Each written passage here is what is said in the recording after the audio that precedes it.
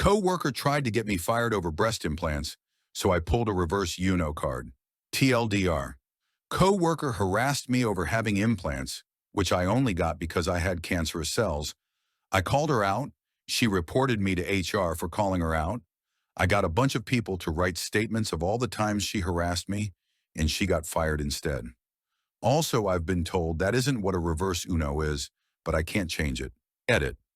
Just want to add that regardless of my reasons for getting implants, I still should not have been harassed over them.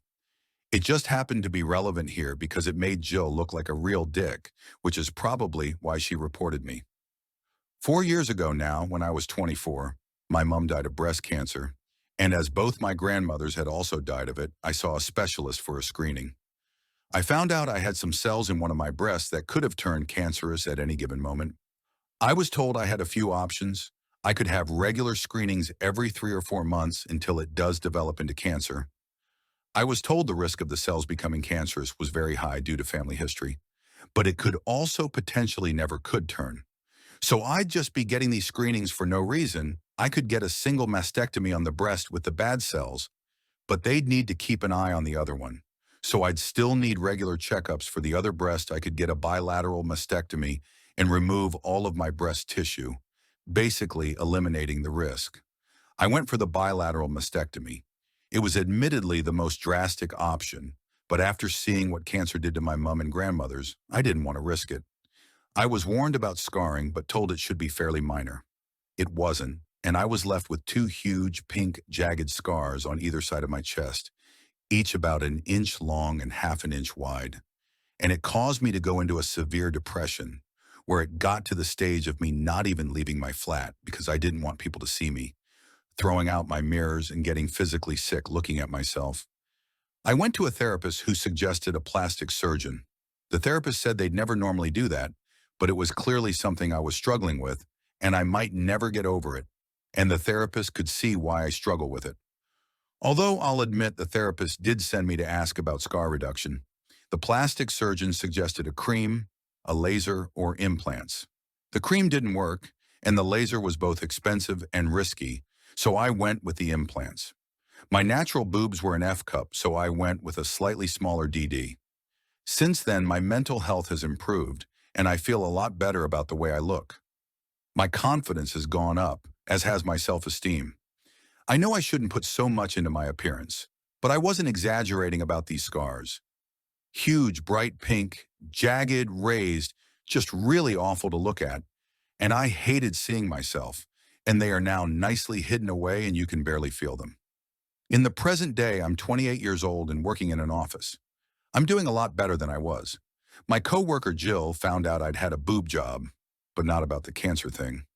When myself and my friend from years before the mastectomy were planning a holiday and she made a joke about me going on a plane with my implants, and Jill overheard. By the end of the day, the entire office knew I'd had a boob job, but not why, and half a dozen people confirmed Jill had told them.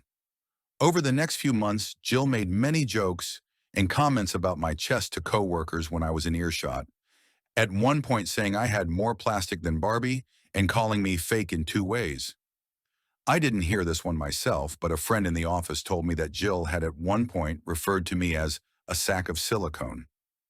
IDK what her problem was exactly, but at one point she mentioned the NHS, so I assumed Jill thought that I'd got my tits done for free on taxpayer money. I'd gotten the mastectomy on NHS but gone private for therapy and implants. I asked her to stop more than once, but unfortunately the places I'd talked to her were places like the lift and the women's bathroom, where there weren't any cameras, and Jill just kept making comments no matter how often I asked her not to. I wouldn't say it was every single day, but I heard at least 3 comments per week for 3 months. I hit my breaking point when me, Jill, and a few other coworkers were having lunch. I referred to something as being shallow, and Jill said, "You'd know all about being shallow," while gesturing to my chest. I snapped. I said, "Do you know why I have these? A few years ago, the doctors found potentially cancerous cells in my breast tissue.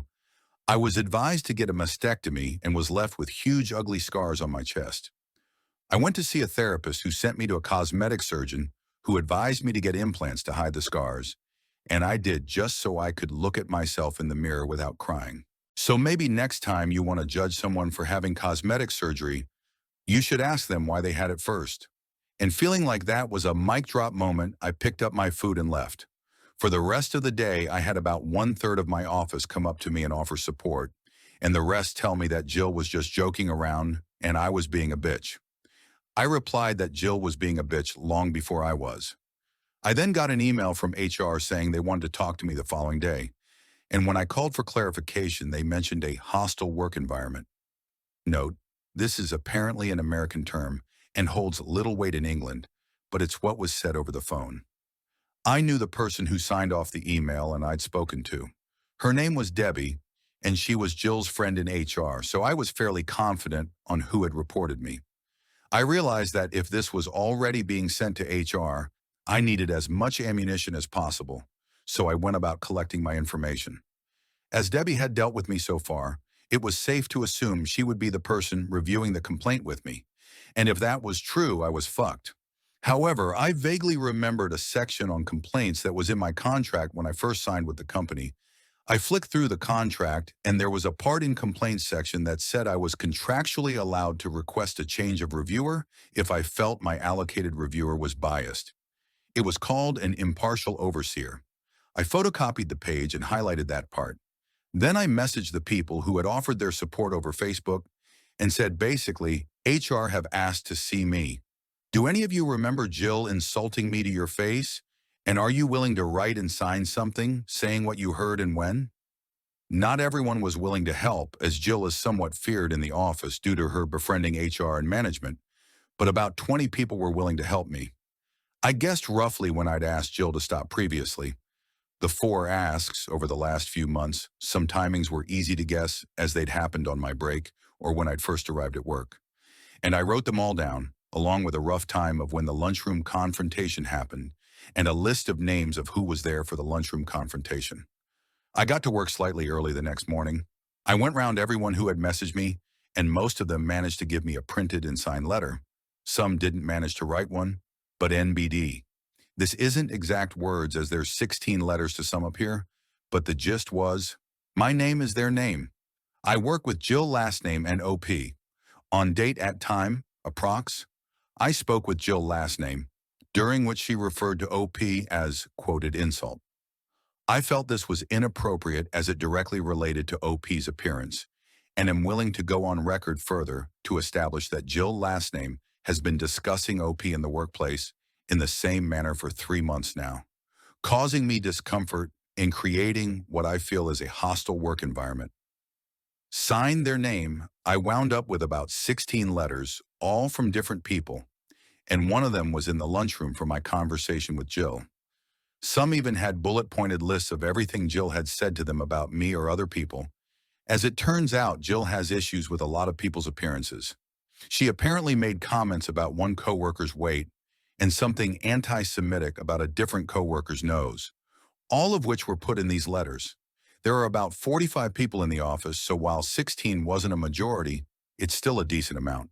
The letters weren't hugely long, most were only a paragraph, but they had all the necessary information. I was asked to come to HR at 10 a.m. I took the letters from coworkers, the photocopy of the page in my contract, and my dates and times in a little folder with me.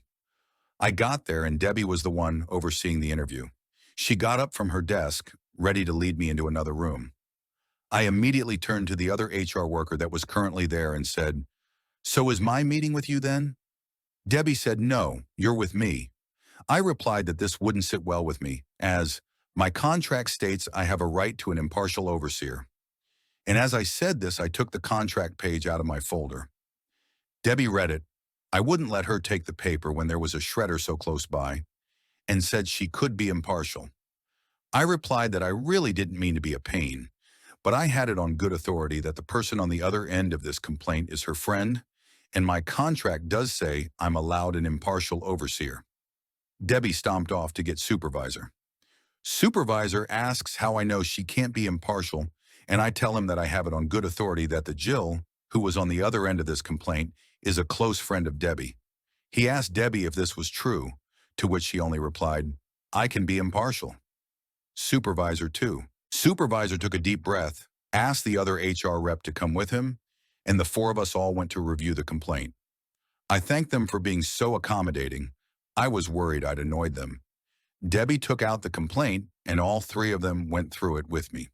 Debbie looked homicidal the whole time the interview was happening, as she had clearly anticipated firing me, or at least recommending me being fired.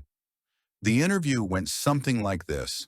It took like over half an hour, and they kept asking me the same questions, but phrased different ways, so this is a really drastically condensed version. Q. You said outside that you think Jill last name reported you. Why is this? A. Jill has had an issue with me for about 3 months now. Why didn't you come to us when you realized Jill had an issue? A. I had no issue with her. Q. What issue does Jill have with you? A. 4 years ago, a specialist identified potentially cancerous cells in my breast tissue. I had surgery to remove my breast tissue, thereby removing the cells and the risk. After the surgery, I was left with large scars on my chest. I went to a therapist for low self-esteem and depression. The therapist suggested a plastic surgeon who suggested breast implants to cover my scars. All of this is in my medical history, which you have a copy of in my file and my full permission to review. Jill found out about my breast implants but didn't know about the cancer. Jill had a problem with my breast implants and decided to communicate this problem to our coworkers. Q. Why do you feel this is true? A. Here's 16 signed statements, all from different coworkers, all testifying that Jill told the entire office I'd had breast implants on the day she found out, and has since made comments about these implants frequently. They have quotes of what Jill said to them about it and rough dates and times. Q. Rough dates and times? A. No one knew this would be escalated to such an extent, so no one really took notes as and when it happened. Q. What event or events do you think directly led to this complaint of harassment? A. For me, harassment began when Jill told everyone about my breast implants without my consent. But as to the complaint placed against me, it would probably be what happened at about time yesterday in the lunchroom. Jill made a comment about me being shallow while gesturing to my breasts, and I replied by giving her an abridged version of my relevant medical history and ending with a comment about the importance of getting the full story. There are cameras in the lunchroom, so I'm sure you'll be able to find that conversation. I'll admit I could have handled the situation better, but after 3 months, I felt I had to put my foot down. Here's a list of names of people who were also present. There were 6 people at the table, including myself and Jill. One of these people is also in those letters and has written their account of the conversation and signed it. Q. Had you had a conversation with Jill prior to this regarding her comments about you? A. Several spaced out over the last 3 months. Each time I communicated to her that I felt uncomfortable and upset with these comments she was making and would appreciate it if she were to stop. Q. To your knowledge, was Jill made aware of your former cancer at any point in this time? A. Number. It wasn't mentioned in the conversation with my friend she overheard, and I didn't tell her because frankly it's none of her business. And I did not feel the need to detail my medical history to a coworker in order to avoid further sexual harassment. Supervisor stands up and says, "Well, I think we're done here." He shakes my hand and sends me back to my desk, saying that I'd hear from them after they reviewed the evidence. Letters, CCTV, medical history, and anything they had already, and made a decision on the case. I got back to my desk, pulled up my CV, and prepared to start the job search again. About an hour goes by, then the person who wrote the letter and was there for the lunchroom conversation gets called for a meeting with HR. They come back 10-ish minutes later. The other people who were also there for the lunchroom conversation get called one by one, except Jill. All of them are gone for about 10 minutes, then come back, find a coworker, and say that HR wants to see them. Then the people who wrote letters but weren't there yesterday are also called one by one and are each gone for about 10 minutes each, some longer, some shorter. By about 3:30, it looks like everyone who wrote a letter or was there in the lunchroom has been interviewed. Then finally Jill gets called in. She's gone for about 30 minutes and comes back fuming. She glares at me while I work, but I ignore her. 4:30-ish, Jill gets called into HR again. 5 p.m. rolls around. Everyone is either leaving or getting ready to leave, when Jill storms back into the office. She glares at me the whole time she packs up her desk. She then starts telling anyone who will listen that I got her fired before shoving her way onto the lift. An email comes in from HR. My case is closed. If you enjoyed this story, like and follow for more.